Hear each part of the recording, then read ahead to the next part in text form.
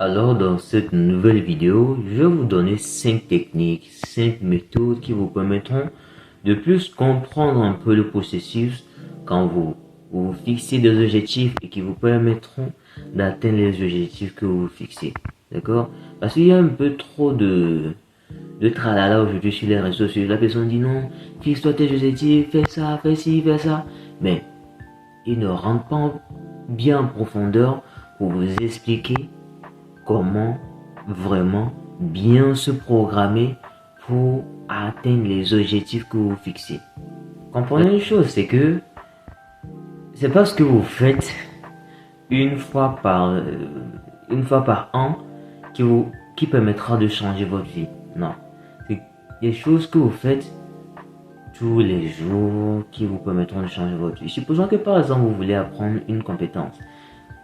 Bien, par exemple, si je vous demande de me rappeler une formule en physique que vous avez pratiquée quand vous étiez au collège, est-ce que vous vous souvenez encore? Non, parce que c'est quelque chose que vous avez appris pendant un moment et que vous avez laissé. Du coup, actuellement, vous vous souvenez plus de ça. Pour changer une vie, comprenez une chose, c'est la régularité. D'accord? C'est la régularité qui est la mère de la maîtrise. Plus vous allez pratiquer, plus vous allez acquérir cette compétence et vous allez devenir un maître dedans. Donc nous allons commencer avec la première étape qui est se lever tôt. La façon dont vous commencez votre journée détermine la façon dont vous vivez cette journée. Le truc c'est que dès que j'ai dit se lever tôt, il y a plein de personnes qui regardent cette vidéo. Oh, se lever tôt, oh mais c'est difficile. Ah, je dois me lever tôt et tout. La bête noire de la plupart des gens. Le truc c'est que quand vous vous levez tôt, il y a plein de bénéfices dedans.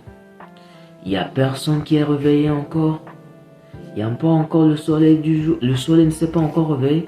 Cela vous permet d'avoir plus de silence pour vous reconnecter à vos objectifs, à vos priorités. Déjà, se lever tôt. Ok, d'accord. On dit souvent sur les réseaux sociaux, il faut se lever tôt, il faut faire ci, il faut faire ça. Moi, je veux plus rentrer en profondeur pour vous dire pourquoi je dis qu'il faut se lever tôt. Quand tu te lèves tôt, qu'est-ce que tu fais? Tu fais le plus possible pour transpirer. Transpirer, c'est quoi? Faire du sport. Faire du sport déjà tôt le matin. Vous savez ce quoi? J'ai déjà fait une vidéo dessus qui vous explique les bienfaits du sport. Faire du sport, qu'est-ce que ça donne? Faire du sport déjà tôt le matin comme ça, parce que comprenez une chose, c'est que ça a été prouvé scientifiquement que pour acquérir une compétence, que les moments de votre journée où votre cerveau est plus enclin à acquérir des choses, à être malléable, c'est très tôt le matin. Quand vous vous réveillez directement, c'est précisément à ce moment que si vous voulez maîtriser quelque chose, c'est précisément à ce moment que vous devez le mettre. Parce que c'est à ce moment que votre cerveau est plus dans ce mode d'acquérir. Revenons à faire le sport. Quand vous faites du sport très tôt le matin, cela permet de sécréter une hormone qu'on appelle le BDNF. Le BDNF, c'est une hormone qui permet de guérir le stress. D'accord? Le stress qui est un truc vraiment très important aujourd'hui dont les humains devaient guérir. Parce que plus tu es stressé, moins tu réfléchis et ta vie c'est bizarre. Et plus tu es stressé, c'est très mauvais pour ton cerveau, pour ton système tout entier. Parce que cela te fait réfléchir, ça augmente ta tension et tu es plus enclin à des maladies. Comment on appelle ça déjà? Des maladies de la tension, ce qu'on appelle tension, des crises cardiaques, des trucs comme ça. Donc c'est important de transpirer très tôt le matin qui vous permettra de diminuer cette hormone. Je vais partager avec vous une routine, ma routine, d'accord, que je fais depuis bientôt 5 ans et qui a changé tout dans ma vie. Littéralement tout. Quand je vais vous le dire, vous allez le prendre comme quelque chose peut-être banal, simple, mais si vous le faites, vous-même vous allez venir et témoigner. D'accord? Si vous le faites, vous allez venir témoigner. Vous allez voir la magie se réaliser. Qu'est-ce que je fais souvent quand je me réveille le matin? Première chose quand je me réveille, je range ma chambre. Première chose même, là où tu dors, ton lit, comment ça est? Première chose que je me réveille, je fais mon lit. Je range ma chambre. Je fais quoi d'autre? Je m'étire chaque matin parce que je m'entraîne et il faut que mes articulations soient en bonne forme pour éviter des trucs bizarres, des blessures, des trucs bizarres. D'accord? Qu'est-ce que je fais après? Je lis. Qu'est-ce que je fais après? Je médite. Je prends un temps qui me permet d'être très loin du bruit des réseaux sociaux. Déjà, même quand je me lève le matin, je ne touche pas à mon téléphone. À part si c'est pour m'étirer. Je n'active même pas la connexion. Je prends le téléphone, je n'active pas la connexion. Déjà, je bloque même le truc. Il y a un truc qu'on m'aime ne pas déranger. Je bloque les notifications. Je bloque ça avant de commencer à faire autre chose sur le téléphone. Avant même d'aller rentrer dans l'application pour m'étirer. Je fais ça premièrement. Quand je prends le téléphone, je bloque ça et je vais dans l'application. Parce que je ne veux pas être perturbé par ce bruit extérieur là. D'accord? Donc, quand je fais ça, quand après je médite, et qu'est-ce que je fais chaque soir? Je prends le temps de tenir un journal. C'est bizarre, n'est-ce pas? Je le répète toujours. J'ai un journal. Je note. Je fais l'effort de toujours noter parce que c'est pas facile de noter. Pour noter, il faut être pleinement là pour pouvoir noter et dire exactement ce qui se passe, pour pouvoir prendre en compte. Parce que moi, noter me permet de faire un petit récap sur ma journée. Qu'est-ce que j'ai fait de bien? Qu'est-ce que j'ai fait de mal? Qu'est-ce que je n'ai pas fait? Qu'est-ce que j'ai fait? Et comment améliorer tout cela qui puisse me permettre de ne pas répéter les mêmes erreurs et de pouvoir améliorer ma vie en général. D'accord? C'est ce que je fais. Et si vous voulez le tester, vous allez le tester. J'en suis la preuve vivante. Ça a changé ma vie. Depuis 5 ans maintenant que je le pratique, c'est juste inimaginable. Donc le prochain point que je vais partager avec vous, c'est le blocage de temps stratégique. À vrai dire, si tu veux connaître quelqu'un, regarde juste la façon de gérer ces trucs. Comment il se programme? Quelle est sa gestion du temps? En fonction de cela, tu sauras exactement c'est quel type de personne il est.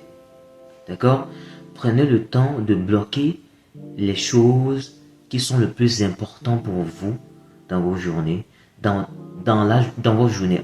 Par exemple, quand je reviens dans ma routine que j'ai dit quelques minutes plus tôt, c'est un bloc de temps que j'ai bloqué précisément et que peu importe ce qu'il arrive, je le fais. C'est un truc que j'ai bloqué.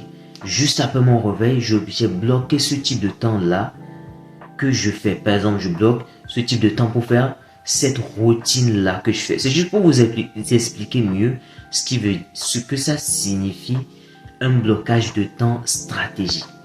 Le fait de bloquer un temps. Et peut-être la plupart des gens vont confondre cela avec une to-do list.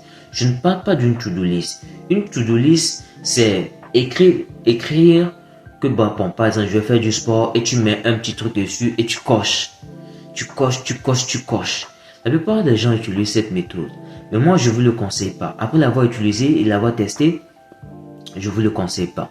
Parce que moins tu vas cocher, moins tu auras confiance en toi. Parce que c'est un peu comme si il y a un truc qui ne va pas avec toi, tu n'es pas bien et tout, ça te rend mal à l'aise. Au contraire, dis-toi juste, je prends 2 heures de temps comme exemple, 2 heures de temps, jeudi, samedi, je bloque 2 heures de temps pour faire du sport, 2 heures de temps pour lire, 2 heures de temps pour faire ci. Et peu importe ce qu'il arrive, tu te forces de le respecter. D'accord? Et maintenant, ce qui peut te permettre d'avoir cette confiance, d'avoir réalisé cela, c'est pendant ce laps de temps que je me suis dit que je vais m'entraîner ou bien je vais lire. En le faisant, est-ce que j'étais pleinement concentré? Est-ce que j'étais pleinement à fond dans ça? C'est tout ce sur quoi tu dois te concentrer. D'accord? C'est tout ce sur quoi tu dois te concentrer. D'accord? Prochaine méthode que vous pouvez utiliser, c'est le dépassement des attentes. À vrai dire, la plupart du temps aujourd'hui, quand on donne un projet à une équipe, par exemple, de le faire, tout ce qu'ils se contentent de faire, c'est juste de faire ce qui est juste, ce que la personne demande. Juste ce qui est écrit, ils font ça, ils donnent. Alors qu'il y a une chose vraiment importante qui vous permettra de devenir indispensable. À chaque fois, vous avez remarqué qu'il y a certaines personnes, à chaque fois que vous voulez faire quelque chose, directement vous pensez à lui. À chaque fois que vous voulez faire quelque chose, directement vous pensez à lui. Pourquoi? Parce que il sait dépasser les attentes. Il a su vous impressionner. D'accord? Et si je reviens dans le dépassement des attentes, quand vous recevez un projet ou quand vous-même vous voulez faire quelque chose sur votre vie, dépassez vous-même vos attentes.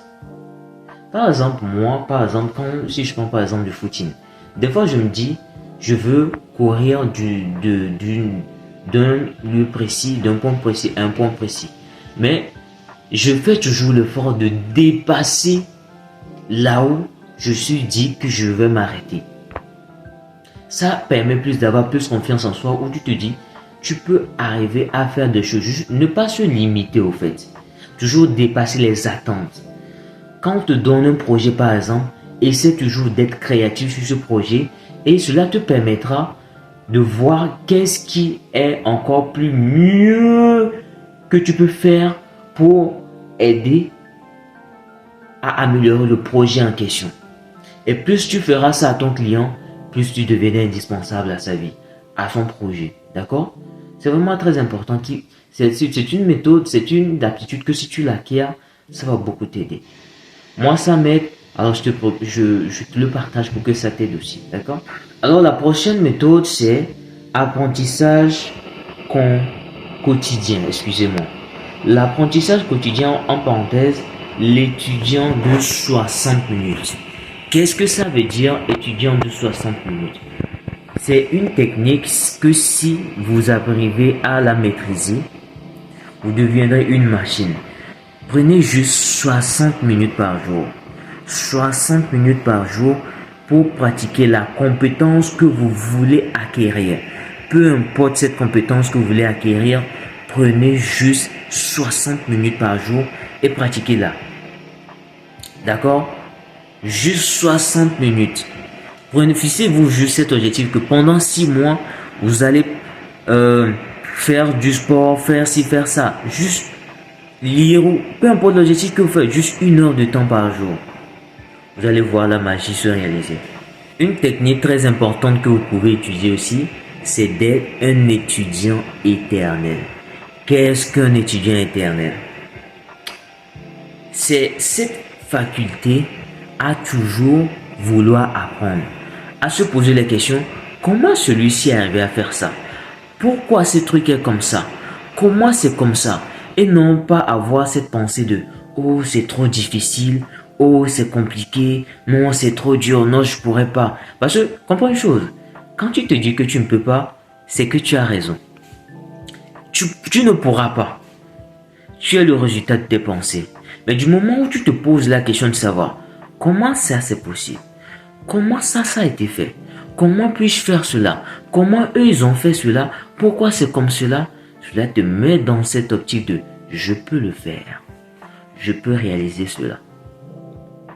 D'accord? Maintenant, nous allons passer à la partie réfléchir en privé. Réfléchir en privé, ça signifie quoi? Le truc, c'est que nous vivons dans un monde où la plupart du temps, quand tu demandes à quelqu'un, la plupart des gens se disent ah, j'ai pas le temps de faire du sport, j'ai pas le temps de lire, j'ai pas le temps de faire ci, de faire ça, de faire ci. Mais en vrai, quand on creuse en profondeur, on a du temps.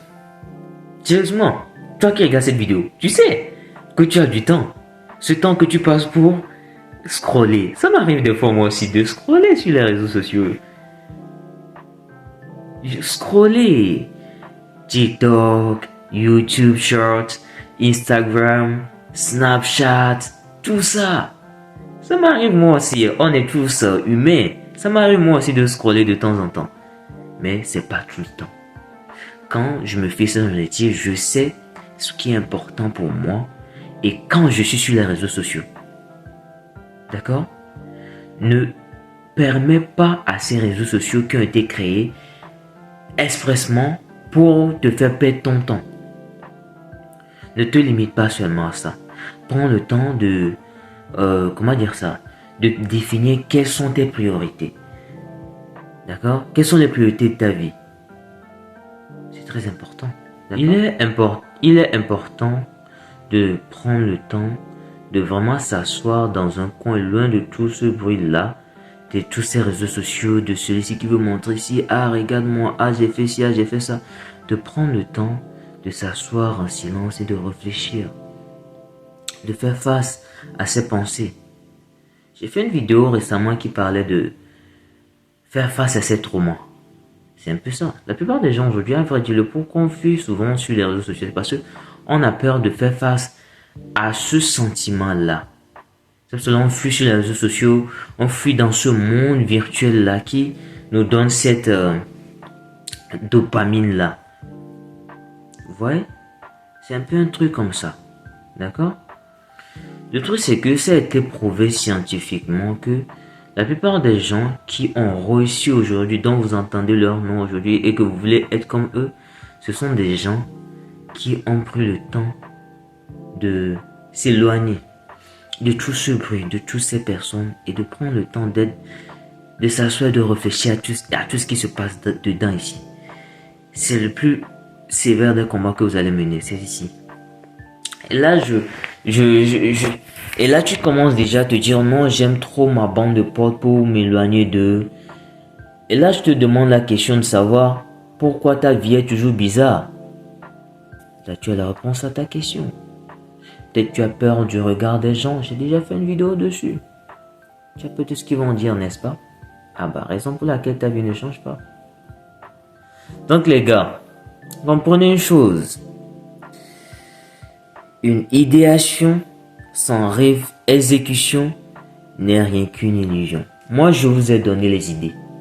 Moi, je vous ai donné ce qui m'a aidé, ce qui m'aide toujours dans ma réalisation de mes objectifs. Alors maintenant, vous avez les idées. C'est à vous maintenant d'aller réaliser cela. Allez, c'était tout. Prenez soin de vous. Allez, peace out.